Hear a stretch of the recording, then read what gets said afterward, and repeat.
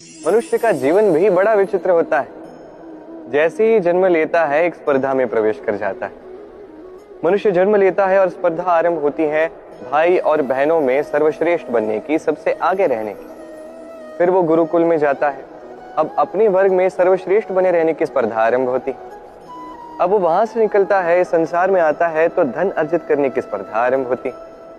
चाहे रण हो या कला हो, ये स्पर्धा हमारा पीछा कभी नहीं छोड़ती। तो यदि स्पर्धा करनी ही है तो सबकी सहायता करने की स्पर्धा हम क्यों ना करें। एक ऐसी स्पर्धा जिसमें कोई भी जीते कोई भी हारे, लाभ सबका ही होगा।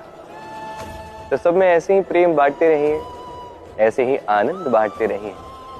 दो प्राकृतिक वेग होते हैं। पहली है वर्षा, जो बरसती है इस धरा को शीतल कर जाती है, नई फसल उगाती है। और दूसरा होता है पवन, जो सदैव हमें श्वास प्रदान करता है, त्रस्त इस मन को शांति प्रदान करता है, थके इस शरीर में स्फूर्ति भर देता है। अब जीवन में जो भाव होते हैं वो या तो होने चाहिए इस वर्षा की भांति या तो पवन की भांति।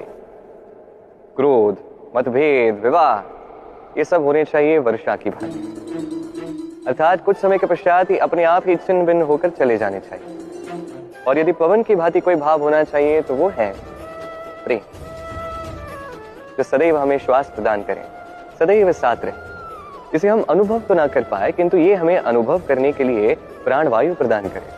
और जब चक्रवात की भांति ये आंदोलन पर उतर आए तो समस्त संसार को ही बदल दे। इसका सार एक ही है, शक्ति। मतभेद, क्रोध, विवाद में नहीं है।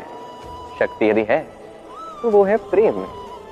तो इस प्रेम को मन में रखिए और मेरे साथ कहिए, राधे राधे।